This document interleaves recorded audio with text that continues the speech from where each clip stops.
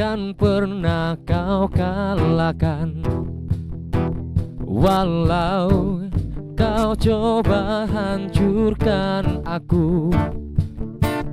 Aku kan selalu tetap berdiri, merasa hebat, merasa kuat. Aku lelaki tak terkalahkan, meski hati ini kau patahkan. Tetap tegar untuk diriku, melupakanmu dari hidupku.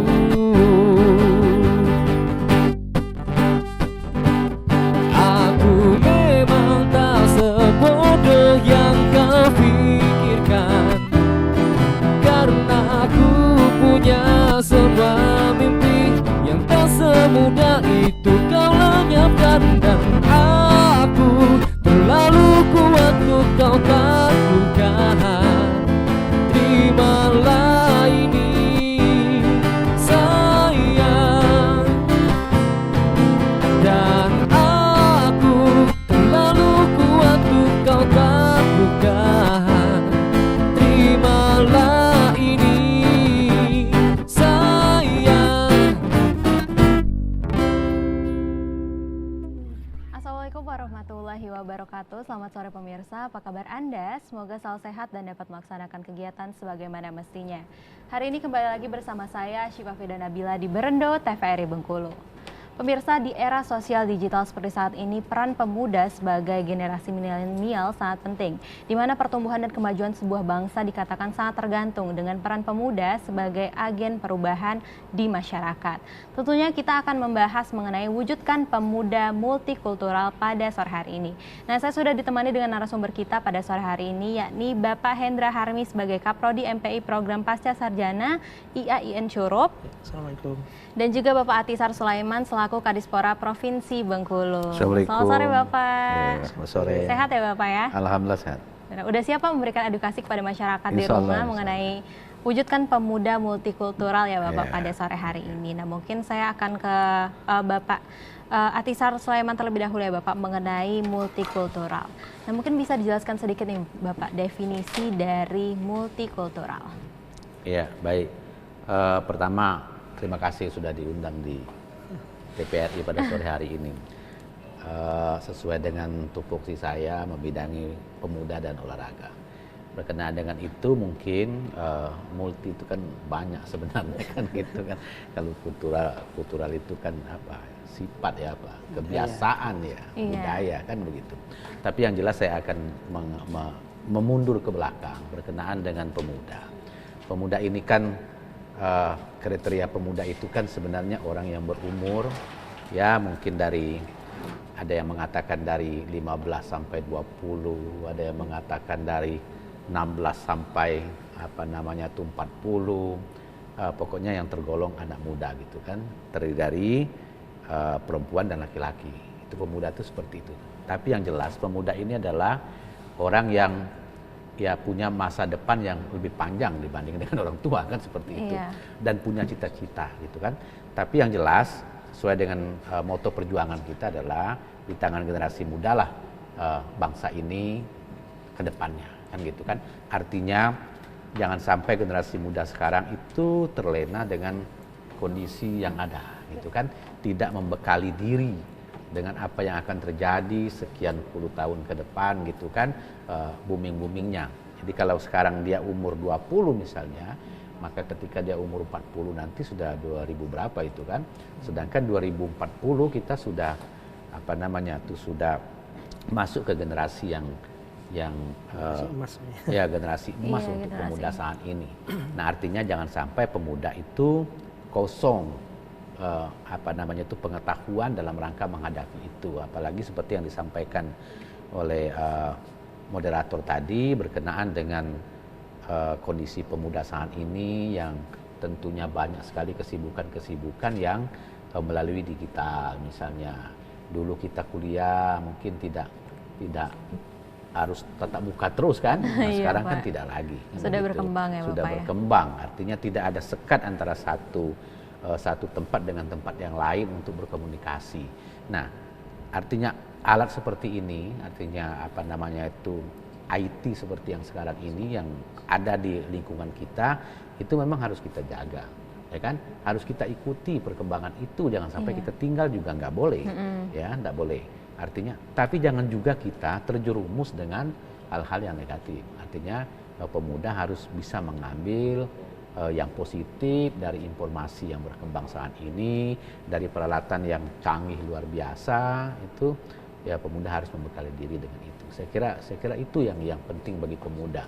Jadi skill pemuda ke depan itu memang harus tertanam di dalam jiwa pemuda itu. Jangan lengah. Kalau lengah habis itu. Ya, Bisa generasi terjerumus kita, ya, Bapak, bisa nantinya. terjerumus ke hal-hal yang negatif tentunya. Terima Baik. kasih. Nah, mungkin menyangkut dengan tema kita pada sore hari ini, mengapa sih Pak harus mewujudkan pemuda multikultural? Jadi begini, Tujuannya apa, Pak? mungkin nanti lebih dikupas. Kebiasaan kita dulu mungkin berbeda dengan sekarang. Jadi kalau anak-anak muda dulu mungkin kebiasaannya sore mengaji, misalnya gitu kan? Ya itu menjadi kultur, menjadi kebiasaan kita di kampung-kampung gitu kan. Banyak orang tempat mengaji, anak-anak muda seperti itu kan? Karena memang tidak ada kesibukan lain kecuali memang belajar pada waktu siangnya, membantu orang tua di samping dia sekolah. Tapi sekarang kan luar biasa itu, di dalam kamar dia punya kesibukan tersendiri kan gitu. Keluar kamar juga disaji oleh hiburan-hiburan TV misalnya seperti itu kan.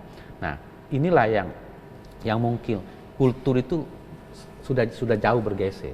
Nah, ini yang harus kita tanam kepada anak-anak muda sekarang, membuat kesibukan. Nah, saya itu memang antara kegiatan kepemudaan dengan olahraga itu memang harus seimbang, harus balance.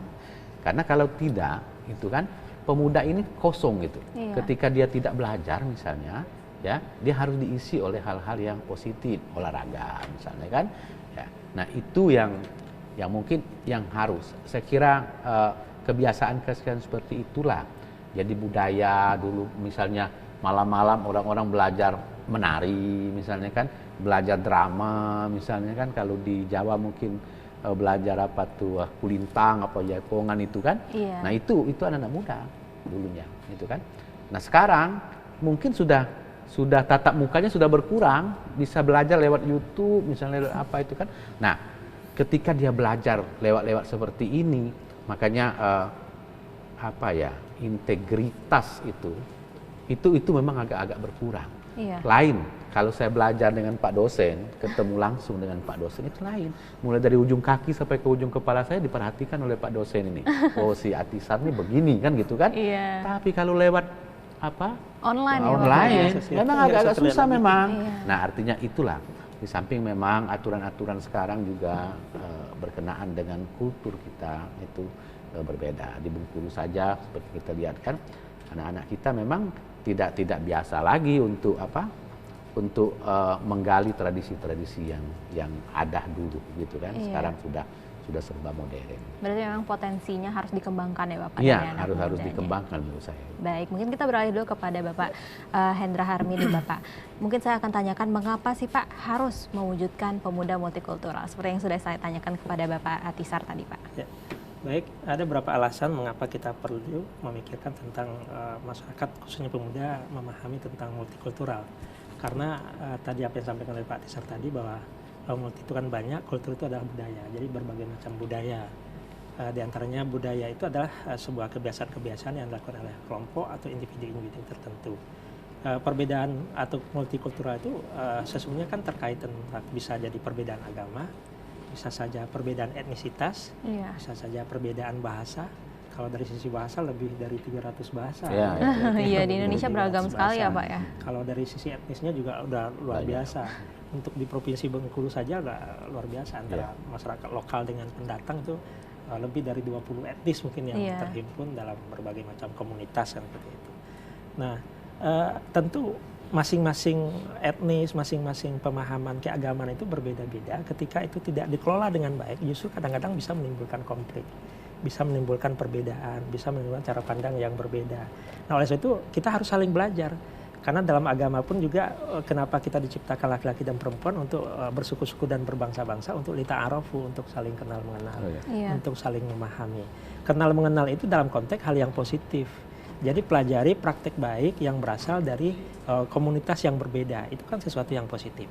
Nah, bagi generasi muda pada hari ini, pada hari ini tantangannya terkait dengan dunia maya. Nah, seperti itu, di situ tersajikan aspek negatif positifnya. Tetapi lihat mana aspek-aspek positif yang baik untuk dikembangkan, untuk mereka biasakan dalam kehidupan ini, terutama untuk menghadapi dunia yang semakin lama semakin kompetitif gitu kan. Kompetitifnya dari sisi ilmu pengetahuan, kompetitifnya dari sisi dunia kerja, kompetitifnya dari berbagai aspek kan seperti itu. Nah, ketika dia tidak mampu membangkitkan diri untuk memiliki kesadaran bahwa perbedaan itu juga nyata, dan perbedaan itu juga di satu sisi adalah sesuatu sumber potensi untuk perbaikan, sekaligus juga potensi untuk konflik.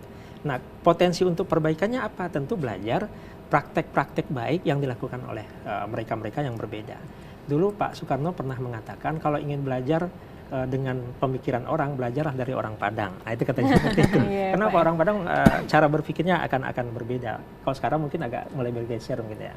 Ada juga yang mengatakan kalau ingin bekerja, lihatlah bekerja orang Jawa, karena dia bekerja secara sungguh-sungguh, penuh semangat, ya kan.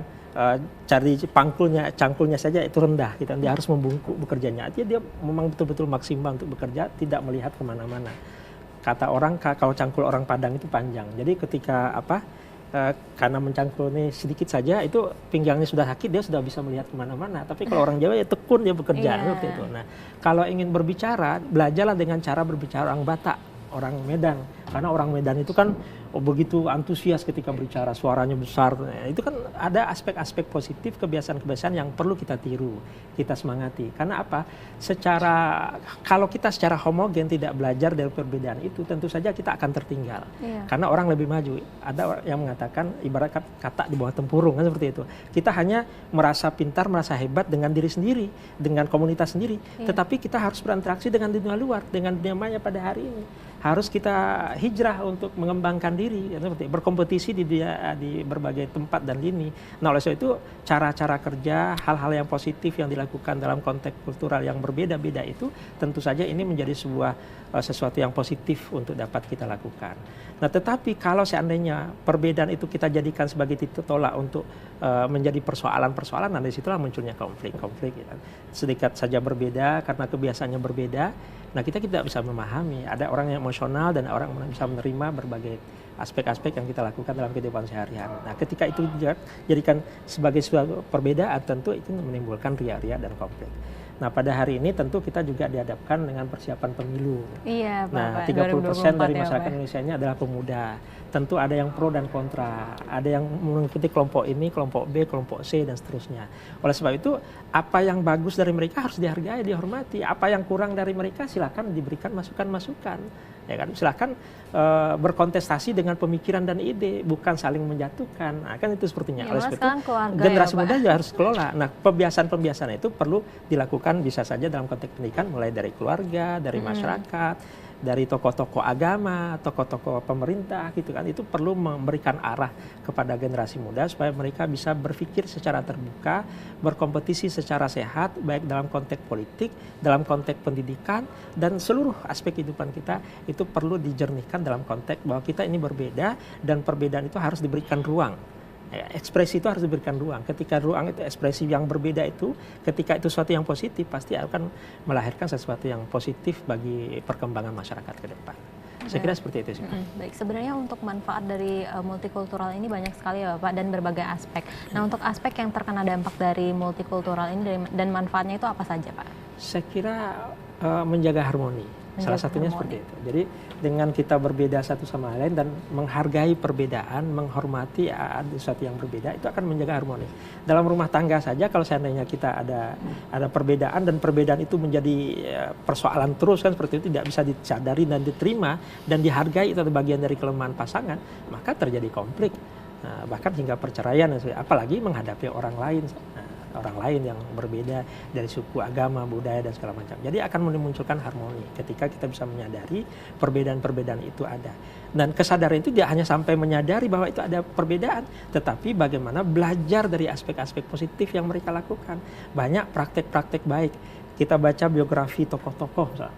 Bagaimana mereka bisa bangkit dari keterpurukan. Mungkin mereka dari golongan ekonomi rendah, tapi mereka bisa menjadi orang hebat, kan seperti itu. Jadi biografi yang seperti itu kan bisa kita pelajari. Bagaimana dia masa-masa sulit, masa-masa peperangan dulu, misalnya tokoh-tokoh kita mulai dari Pak Soekarno, Hatta dan segala macamnya. Mereka umur 25 sudah mampu menjadi pemimpin tidak nasional tapi juga internasional. Iya, baik, mungkin bisa ditahan dulu ya Pak setelah jeda pariwara berikut ini. Terima kasih. Baik pemirsa, tetap bersama kami di TVRI Bengkulu.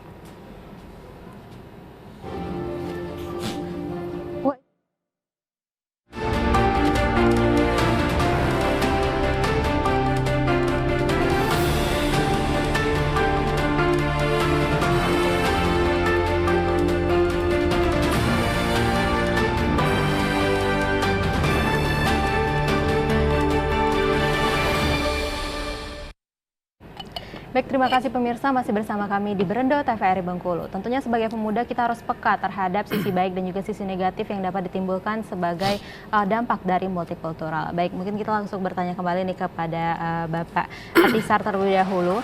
Ini saya ingin bertanya nih Pak, mengenai upaya pemerintah yang telah dilakukan untuk mewujudkan masyarakat multikulturalisme. Yang pertama ya, pemuda ini kan memang diprogramkan gitu kan, diprogramkan. Dan untuk mengurusi pemuda ini banyak sekali, itu kan. Ada yang di pariwisata juga ada, di dinas pendidikan juga ada, gitu kan. Di diaspora apalagi memang pemuda itu kan. Terus kelompok-kelompok pemuda ini memang harus kita bekali, gitu kan. Ada pemuda yang memang aktifnya di olahraga, ada pemuda yang aktifnya di seni misalnya, ada yang aktif di wisata misalnya. Nah ini seperti yang Pak dosen sampaikan tadi, bahwa ini kan harus kita harus kita jembatani gitu kan, harus kita bekali gitu kan ya, sehingga setiap tahun kita di diaspora itu memang bergelut dengan bagaimana kebutuhan pemuda itu ya memang kita siapkan begitu. Walaupun memang tidak semua cita-cita pemuda itu, tidak semua apa tuh yang dihendaki pemuda hari ini itu bisa kita jamu gitu kan. Tidak semua, memang kita akui itu masih ada kekurangan di sana sini. Namun demikian kita berusaha untuk menyempurnakan itu ya, supaya pemuda ini lebih misalnya pemuda yang hobinya diskusi, saya sudah siapkan di kantor saya itu, silakan ada ruangan untuk berdiskusi gitu kan. Ya, daripada dia liar diskusinya. Kalau dia di kantor kan enak itu, kita lihat. Saya siapkan sistemnya, saya siapkan ruangan, saya siapkan meja, kursi, ruangan ber-AC gitu kan, kita siapkan. Memang silakan. Memang dunia pemuda itu di situ gitu loh, ya kan. Jadi kita tidak juga terlalu banyak menuntut untuk pemuda itu bekerja tapi tidak dibekali. Saya kira itu yang pemerintah pada saat ini fasilitasi untuk kebutuhan pemuda itu. Ada yang pemuda hobinya misalnya petualang misalnya. Itu kita pecinta alam ya, itu kan kita jembati juga ya. Nah, semua persoalan-persoalan pemuda itu memang tergabung, tapi memang kultur pemuda kan berbeda-beda Pak, ya kan. Jadi satu dengan yang lain itu berbeda. Ada pemuda yang memang hobinya belajar gitu, ada yang pemuda memang ya hobinya berorganisasi misalnya. Itu saya kira itu kultur juga itu kan. Dunia aktivis itu kultur juga, tapi tujuannya kan sama. Bagaimana dia pada waktunya nanti itu ya terbekali dengan apa yang dia lakukan pada hari ini. Jadi pemuda juga tidak juga belajar terus, misalnya tidak juga kan begitu. Nah, harapan kita dengan adanya kegiatan-kegiatan kepemudaan di diaspora ya kan, atau di masyarakat itu memang membekali pemuda supaya pemuda ini kedepannya itu tidak menjadi orang yang penonton, gitu.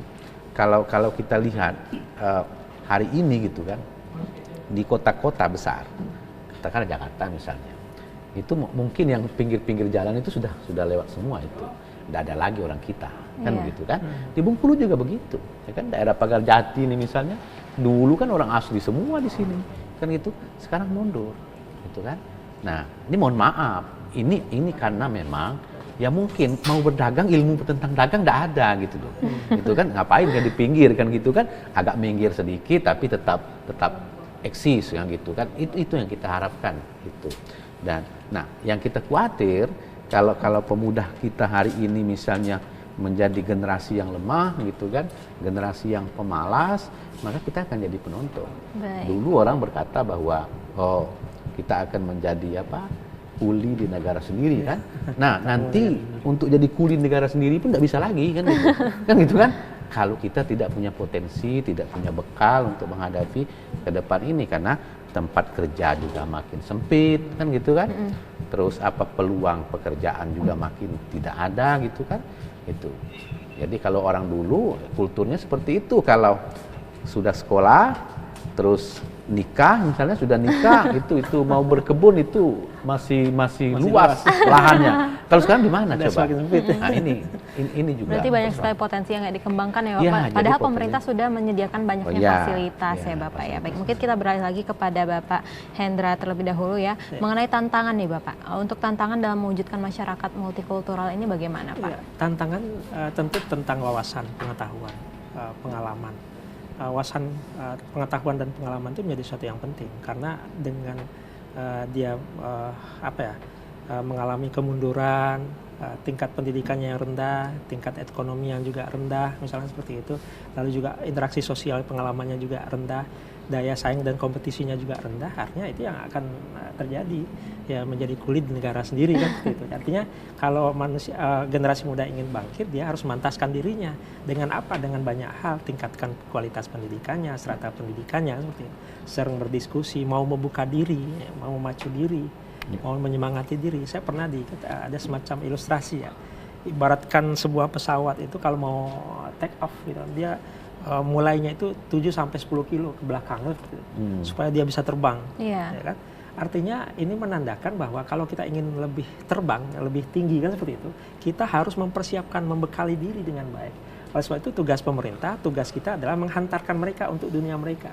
Sekarang kondisinya adalah dunia serba instan, lalu juga terkait tentang media informasi dan komunikasi yang begitu berkembang, dan itu masuk ke bilik-bilik ruang dan anak-anak. Dan tentu saja kita perlu mempersiapkan diri mereka supaya mereka siap memantaskan diri untuk berkompetisi dan bersaing di dunia level manapun kan. Iya. Itu. Nah ini yang terpenting. Artinya generasi muda harus mampu berjuang, membuka diri, dan lalu juga pemerintah sekaligus memfasilitasi mereka. Nah ada juga kadang-kadang persoalan ide-ide dan program kita kadang-kadang kan ketika muncul konflik dan permasalahan, ada masalah kita berupaya untuk menghadirkan berbagai program, berbagai lini ikut masuk ke sana kan seperti itu. Contohnya dulu pernah kejadian peristiwa ada pemerkosaan di satu tempat kan seperti itu rame-rame, menteri pun turun, menteri pun turun rame-rame melakukan sebuah program dan ide. Tapi kadang-kadang tidak berkelanjutan kan seperti itu. Karena kadang-kadang juga program itu tergantung kepada situasinya, momentumnya seperti apa, sehingga kita kejar-kejaran ke sana. Artinya memang perlu ada semacam tidak hanya pemerintah, tapi juga ada semacam komunitas, lembaga pendidikan yang menyadari kondisi ini supaya generasi muda ini perlu dipersiapkan. Dan kalau kita tunggu dari pemerintah juga anggarannya nggak cukup kan seperti nggak cukup juga.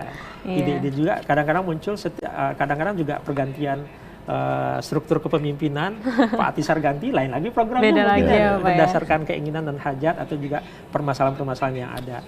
Makanya dulu ada yang mengkritik kita perlu GBHN, garis besar haluan negara, yang dulu pernah kita tinggalkan seperti itu. Kita tidak lagi setiap 5 tahun berubah presiden, berubah lagi kebijakan, berubah lagi keinginan.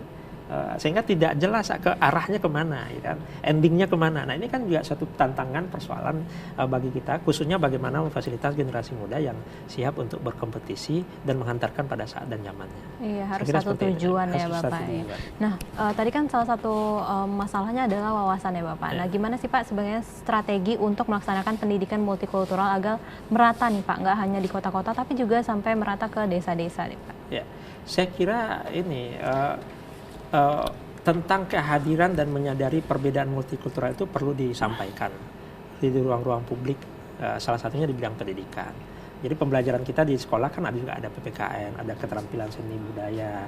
Lalu juga kalau di perguruan tinggi kadang-kadang juga menjadi adat budaya. Misalkan kalau di Baik, mungkin Curug bisa ditahan dulu ya Bapak, kita Oh, jeda iya. pariwara Iya. berikut ini. Tetap bersama kami di Brendo TVRI Bengkulu.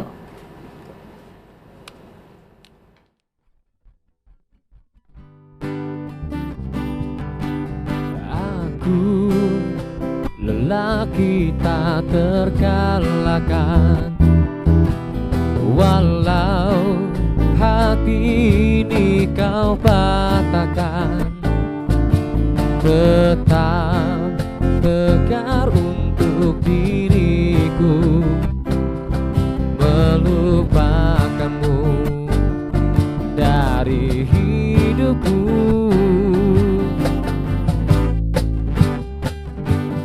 Aku memang tak sebodoh yang kau pikirkan, karena aku punya semua mimpi yang tak semudah itu kau lenyapkan. Dan aku terlalu kuat untuk kau taklukkan. Terimalah ini sayang, aku memang tak sebodoh yang kau pikirkan, dan aku punya semua mimpi yang tak semudah itu kau lenyapkan. Dan aku terlalu kuat untuk kau taklukkan. Terimalah ini sayang.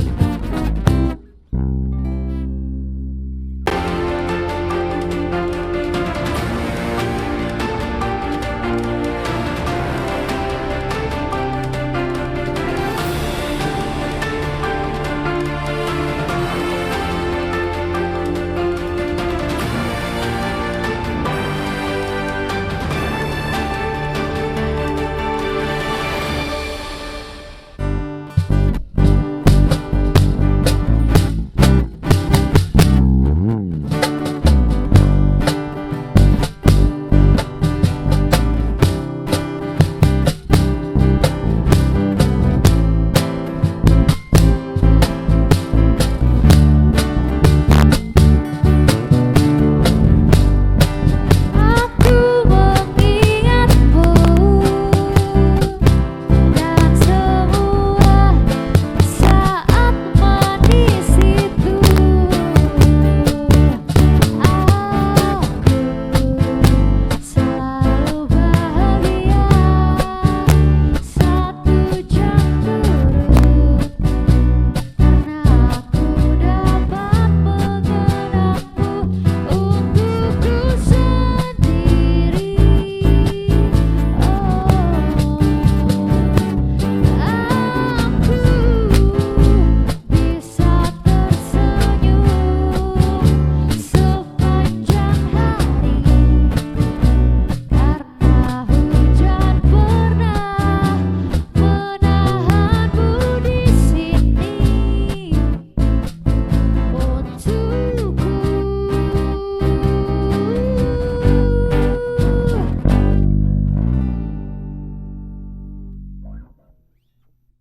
Mari kita lanjutkan diskusi kita pada sore hari ini pemirsa mengenai strategi yang dilakukan dalam melaksanakan pendidikan multikultural. Ya. Mungkin bisa dilanjutkan ya Bapak. Baik, terima kasih. Tadi melalui pendidikan, jadi pendidikan itu perlu memperkenalkan berbagai ragam budaya, ragam persoalan, ragam kepribadian, sehingga itu juga memberikan pengalaman tersendiri bagi siswa dan mahasiswa misalkan di berbagai tempat, sehingga itu juga dapat menjadi sebuah pembelajaran penting untuk saling menghargai dan menghormati. Ternyata kita harus menyadari perbedaan itu ada. Lalu juga saya kira di media massa, televisi misalkan seperti ini sekarang ini kan itu juga bagian dari peran dari televisi, bagaimana menayangkan informasi, pembelajaran, pemahaman terkait tentang perbedaan multikultural ini yang tidak hanya disadari perbedaannya, tapi juga bagaimana harus bisa memahami dan mempelajari berbagai aspek praktek baik dari komunitas yang berbeda di dalam kehidupan kita masing-masing. Lalu juga yang tak kalah pentingnya tentu pemerintah. Ya. Pemerintah juga punya kewajiban moral untuk itu, punya program. Dulu ada pertukaran pelajar, pertukaran mahasiswa, itu kan sebelum sebelum kegiatan COVID-19 itu program-program di perguruan tinggi juga banyak lintas negara malah. Iya. Ada program seperti itu untuk memperkenalkan budaya. Bahkan mereka tinggal di rumah masyarakat, misalkan hidup bagaimana melihat kehidupan masyarakat mulai dari pagi sampai malam, bahkan besok pagi lagi bangun menghadapi kondisi seperti itu. Itu juga pembelajaran penting dalam rangka untuk memberikan bahwa ternyata itu kita berbeda. Dan di balik perbedaan itu pasti ada praktek baik yang mereka lakukan dan mereka harus pelajari dan kita tularkan. Nah, ini aspek-aspek positif yang perlu kita lakukan. Betapa penting pendidikan multikultural itu terlebih lagi pada masyarakat yang tingkat diferensiasinya yang luar biasa, khususnya di Indonesia. Kita lihat memang dengan begitu ragamnya dan itu memang berbanding terbalik ya. Di beberapa negara tertentu kadang-kadang satu etnis, satu budaya, tapi mereka konfliknya luar biasa. Ya. Tapi Indonesia ini yang kita syukuri, ya. Luar biasa. Kita pulau saja hampir tidak punya nama, ada berapa nama pulau yang tidak bisa disebutkan, Lur, itu. Saking banyaknya, saking luasnya. Saking beragamnya. Nah, itu saking beragamnya. Jarak tempuh saja mulai dari Aceh sampai ke Papua itu berapa jam itu seperti itu. Nah, ini kan saking luasnya. Nah, saking luas itu ini kan anugerah yang luar biasa yang memang kata orang ini adalah bagian dari kesaktian Pancasila, bagian dari tokoh-tokoh yang memahami perbedaan itu sendiri sehingga menghadirkan nilai-nilai Pancasila yang multikultur, ada nilai-nilai agama, ada nilai-nilai budaya di sana. Dan nilai-nilai itu tentu harus kita jiwai sebagai bangsa Indonesia, terutama pemuda. Gitu. Jadi pemuda tidak hanya mengakses berbagai informasi budaya-budaya dari luar saja, tapi budaya-budaya lokalnya dan termasuk juga bangsanya harus dia perkuat.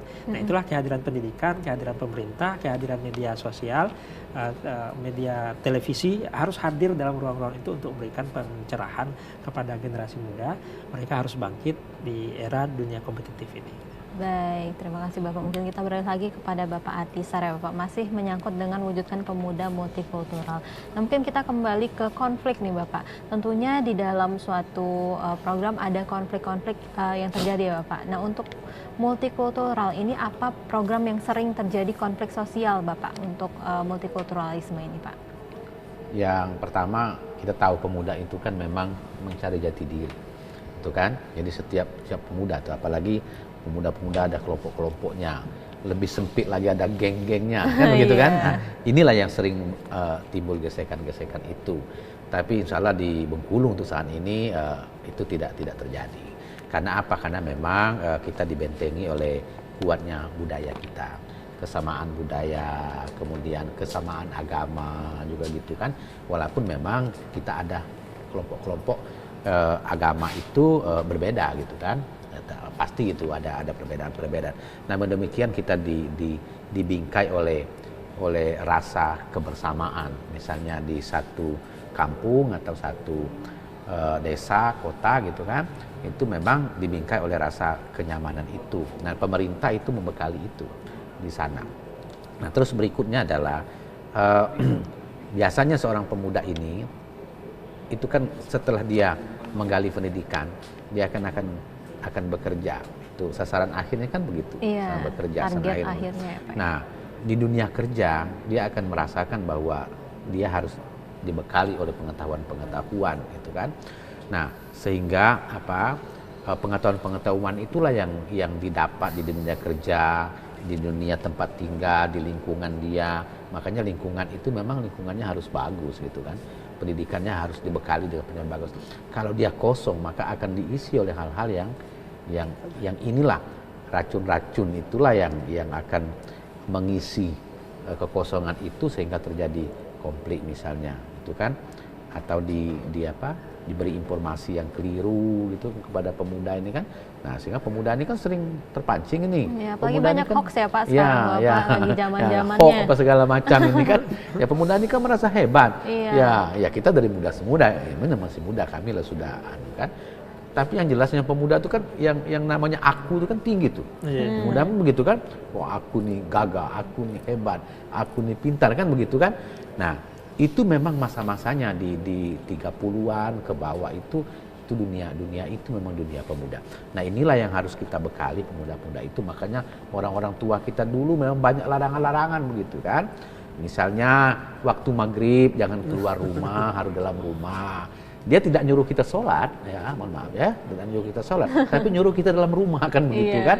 Nah, dengan dalam rumah artinya kita akan apa? Akan Mengontrol. kumpul itu makan kalau dulu. Ya sekarang udah dunia modernnya makan siapa pulang makan gitu kan. Nah kalau budaya kita dulu enggak, sebelum kumpul belum boleh makan itu kan gitu.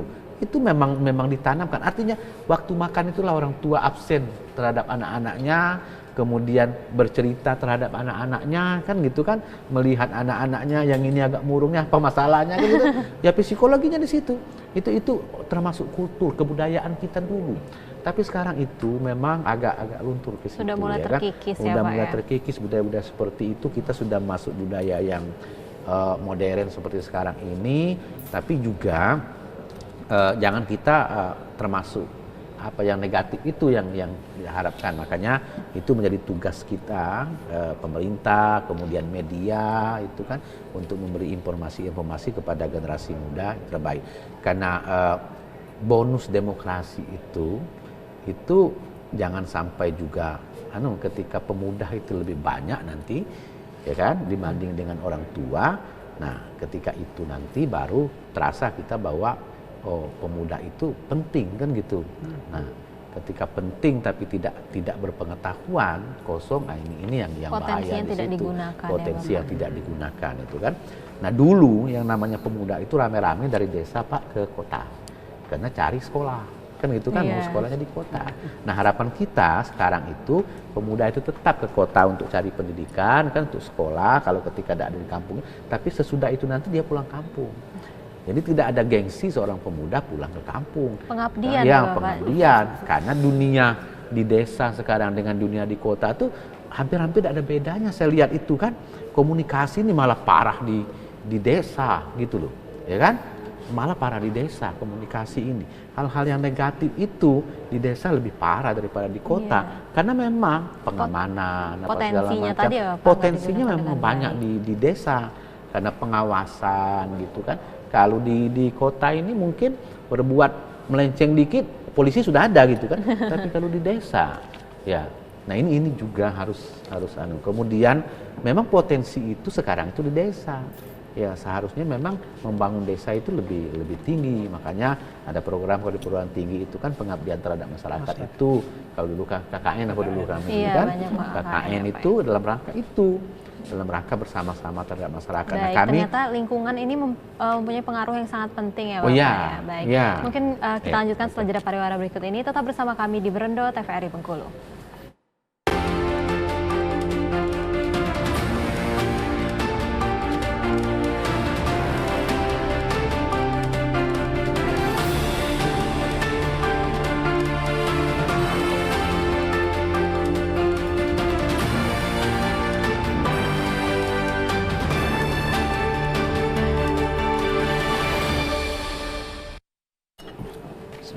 Baik pemirsa, terima kasih Anda masih bersama kami di Berendo TVRI Bengkulu. Tentunya potensi harus digunakan sebagai kita pemuda untuk melihat sisi baik dan juga sisi negatif di dalam diri kita. Salah satunya dengan menggunakan lingkungan sebaik mungkin untuk menggali potensi-potensi kita tersebut. Baiklah, kita lanjutkan kepada Bapak Hendra terlebih dahulu. Nah, menurut Bapak gimana sih respon masyarakat terhadap adanya konsep multikultural di kalangan masyarakat saat ini, Pak? Baik, istilah atau konsep multikultural kan relatif baru diperkenalkan 2010-an inilah mulai berkembang seperti itu. Kalau dulu dalam pembelajaran bimbingan konseling disebut dengan lintas budaya, pembelajaran lintas budaya. Nah ini kan konsep dan ide yang berasal dari Barat, terutama mereka juga menyadari contohnya kelompok kulit putih dengan kulit hitam kan sering terjadi konflik yang terkait tentang itu. Dan narasi-narasi itu sampai sekarang juga seperti itu. Persoalan agama juga di Eropa menjadi permasalahan. Persoalan agama ya sering terjadi persoalan-persoalan melecehkan orang yang berjilbab, itu sering terjadi. Maka mereka perlu mengkampanyekan gerakan pendidikan multikultural ini di berbagai pendidikan, mulai dari sekolah dasar sampai ke perguruan tinggi. Nah kita juga sudah mulai ke arah sana mengajarkan tentang pendidikan multikultural. Hanya saja memang kita kan juga sudah memiliki beberapa mata pelajaran konten-konten yang juga terkait dengan itu seperti PPKN tadi, keterampilan dan budaya dan segala macamnya. Lalu juga kalau di perguruan tinggi juga itu kayak PGMI, pendidikan guru madrasah ibtidaiyah, itu mereka belajar tentang adat budaya Rejang supaya ketika mereka menjadi guru nantinya bisa ngajar kaganga. Lalu juga mereka juga bisa memperkenalkan adat budaya lokal. Setelah mereka tamat, mereka bisa mengajarkan, memahami adat istiadat masyarakat setempat. Dan itu kan juga sesuatu yang penting untuk diajari. Karena apa? Karena pada hari ini kadang-kadang ketika mereka tidak memperoleh hal itu di rumah tangga, mereka juga tidak misalkan memperoleh di masyarakat karena mereka sekolahnya di perkotaan. Nah, di perguruan tinggi mau tidak mau juga perlu memperkenalkan itu. Nah, itu dalam rangka untuk menghadirkan pengalaman dan pemahaman bagaimana pentingnya sebuah perbedaan itu harus disadari dan harus belajar dari perbedaan-perbedaan tersebut. Nah, ini sesungguhnya yang perlu kita lakukan di dalam berbagai kerja-kerja baik pendidikan, pemerintah maupun juga tidak terlepas dari masyarakat. Saya kira itu. Baik, nah kembali lagi ke konflik ya Bapak. Tadi sudah sedikit dibahas oleh Bapak Atisar mengenai konflik yang ada di masyarakat terkait dengan multikultural. Nah, sebenarnya apa sih yang mendorong terjadinya konflik sosial di dalam multikulturalisme ini, Pak? Oke, kalau untuk di Provinsi Bengkulu memang hampir tidak pernah kita lihat data-data yang terjadi konflik antar etnis. Walaupun memang luar biasa ya, masyarakat Jawa sudah berpuluh-puluh tahun di sini, lalu juga masyarakat Padang, Sunda, Batak dan segala macam itu luar biasa. Artinya ini menandakan bahwa tingkat penerimaan masyarakat lokal misalkan itu juga sesuatu yang luar biasa. Karena memang kalau dalam sejarahnya kan memang Bengkulu ini terkenal kalau dulu emasnya, kalau dulu bong itu Iya, Pak. jalur pelintasan pinggir pantai wilayah barat ini kan juga sesuatu yang biasa, sarana transportasinya ke arah sini karena laut dulu gitu kan. Nah, masyarakatnya karena sudah menerima, sudah cukup panjang dan waktunya, mereka mudah menerima berbagai komunitas. Nah, tapi di beberapa tempat itu sering terjadi konflik. Tahun 2000 ya konflik di Pontianak itu kan luar biasa. Ya. Di Poso, Ambon pasca 98 dulu itu juga ada yang mengatakan agama, ada yang mengatakan tidak agama. Tapi juga ada kadang-kadang juga dipengaruhi oleh faktor ekonomi. Jadi konflik-konflik sosial ini kadang-kadang dipengaruhi oleh faktor ekonomi karena kecemburuan sosial, kecemburuan sosial antara pendatang dengan masyarakat lokal. Nah, oleh sebab itu inilah yang sering dikompanyekan oleh tokoh-tokoh politik yang seperti itu mengatakan bahwa ini sudah terjadi ketimpangan yang luar biasa. Hanya saja ini sudah disadari persoalannya, tapi karena kuatnya kepentingan politik ini tidak dapat ditembuskan seperti itu. Ini susah untuk apa? Kalau di apa kan ini di Jogja misalkan.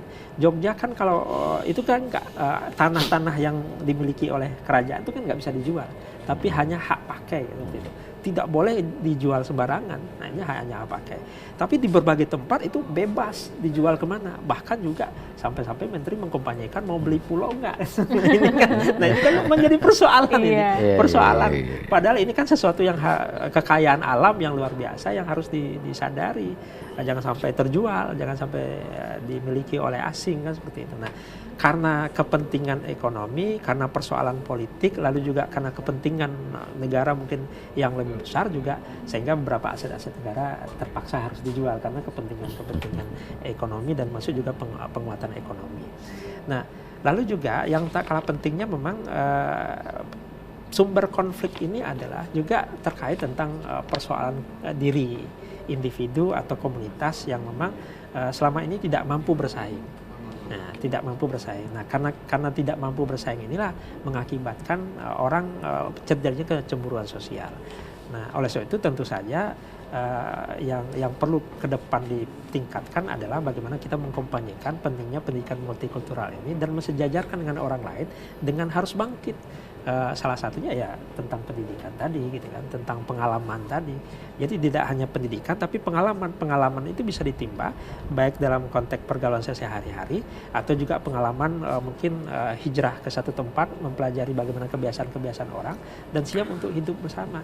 Karena kadang-kadang gini, karena Indonesia ini kan kaya. Jadi karena saking kayanya orang mengatakan singkong saja dilempar itu bisa hidup. Tapi ketika kita sudah dirantau, ya kan, saya kan juga orang terpaksa harus menghidupkan diri, terpaksa harus berjuang, bergelut dengan situasi dan keadaan untuk kebutuhan sehari-hari. Kalau nggak bergerak nggak bisa hidup. Dengan melihat berbagai potensi tadi ya Pak ya. Kayak apa ya? dengan kita bisa hijrah pada satu tempat, lalu juga bagaimana beradaptasi dengan lingkungan masyarakat setempat, ini bisa memperkaya diri, memperkuat diri dan keyakinan.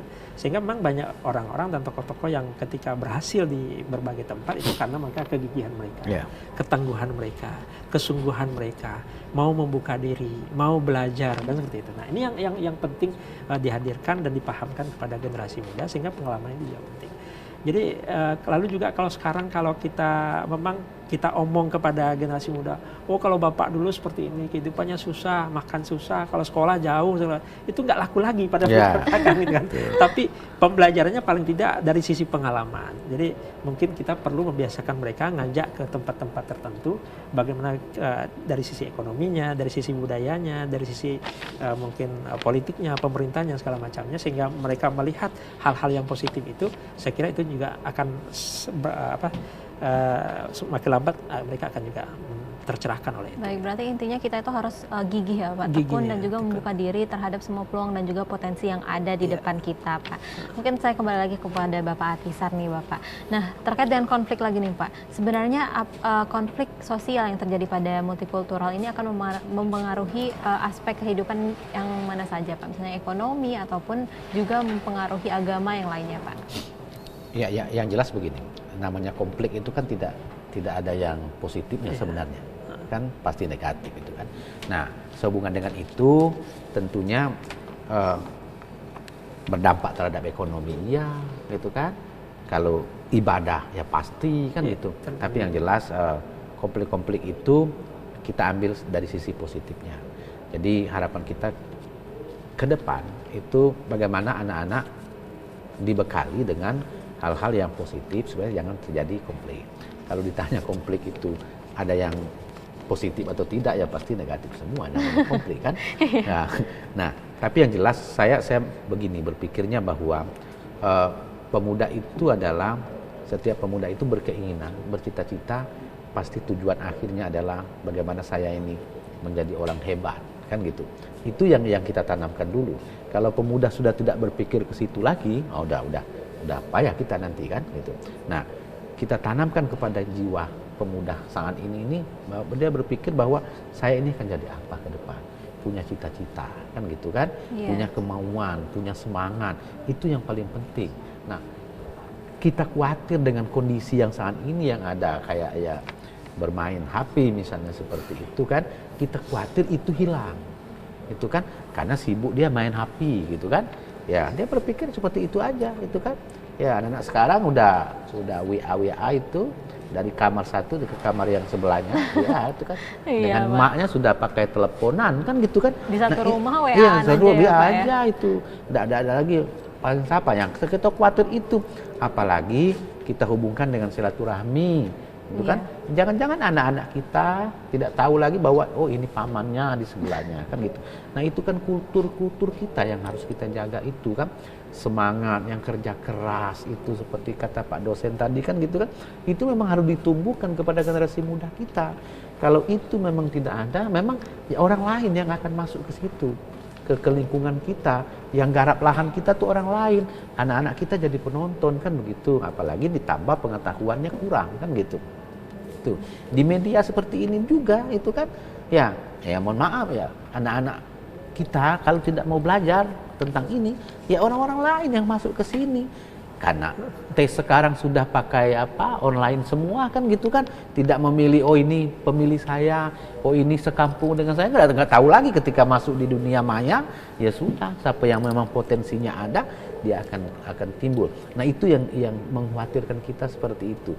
Makanya menurut saya ya di perguruan tinggi, di pemerintah itu memberi dorongan kepada anak-anak muda kita supaya tetap semangat gitu kan, berkarya gitu kan. Ya, tidak usah bercita-cita yang besar, tapi kecil, tapi itu bermanfaat, itu untuk orang lain kan gitu kan, sehingga menimbulkan bila perlu dampak ekonominya ada di situ kan gitu. Nah, itu. Nah, kalau masalah pekerjaan, lapangan pekerjaan sekarang luar biasa banyak lapangan pekerjaan, mulai dari urusan media, urusan komunikasi gitu kan, jualan sudah bisa online kan gitu. Ya itu kan semua pekerjaan itu yang ganti yang dulu kan gitu kan. Nah, cuman memang ada sisi-sisi lain yang memang berkurang. Misalnya kalau di media, misalnya kalau koran sekarang mungkin Online. offline apa tuh ya? Iya, offline dan online. Offline-nya berkurang karena sudah banyak yang lewat HP kan gitu. Nonton TV juga sudah banyak berkurang karena sudah banyak nonton lewat di di handphone kan gitu. Nah, tapi sisi-sisi positifnya kan banyak. Nah, yang kita ambil itu maksud saya sisi positifnya. Positifnya, Yang buang sisi negatifnya negatifnya tinggalkan ya, itu kan. Bapak. Nah, tapi jangan sekali-sekali pemuda berpikir bahwa ya kan ketergantungan terhadap orang lain. Itu artinya apa? Dengan ada media ini menjadi dia generasi yang lemah. Gitu kan? Generasi yang pemalas. Nah, ini yang kita khawatirkan di situ. Ya kan? Karena semuanya di HP kan? Nah, itu masalahnya. Oke. Baik, ternyata kita harus juga peka ya Bapak terhadap sisi negatif dan juga sisi positif iya, dari iya. Media sosial sekarang ini. Media sosial, Nah, iya. terkait dengan pendidikan nih Bapak, terkait dengan pendidikan multikulturalisme, di mana saja multikulturalisme ini bisa diterapkan dan diimplementasikan di dalam pendidikan. Ya sebenarnya di semua sisi sih, ya kan? Dulu kita memang kenal ada muatan lokal apa namanya itu? Ya, Muatan lokal, mulok ya Bapak. Nah, itu kan salah satu tambahan di situ. Sekarang apalagi dari program-program pemerintah daerah termasuk Pak Gubernur akhir-akhir ini kan sudah setiap ASN sudah harus bisa baca Al-Quran kan. Itu kan salah satu sepele memang ya kan. Iya, kecil memang tapi dampaknya itu luar biasa itu kan gitu kan. Jadi menanamkan jiwa kepada generasi muda artinya jangan sampai tidak bisa baca Al-Quran kan gitu. Nah terus kalau tidak bisa gimana caranya? Belajar, jangan malas belajar. Itu kan memupuk jiwa kita jangan sampai menjadi orang yang pemalas kan gitu. Inti-intinya sederhana-sederhana seperti itu tapi maksud saya itu bermanfaat itu dalam kita. Nah kalau di mana tempatnya kita harus mendidik jiwa multikultural itu ya tentunya di mana saja sebenarnya. Di mana saja. Ya di olahraga ada gitu kan. Ya terus di mana di budaya ada, kesenian seperti ini juga Ternyata ada. banyak aspek ya Bapak Iya yang bisa banyak aspek. dimanfaatkan. Nah aspek-aspek inilah menjadi kekuatan. Itu kan baik. menjadi kekuatan untuk menimbulkan ya mungkin berdampak terhadap ekonomi.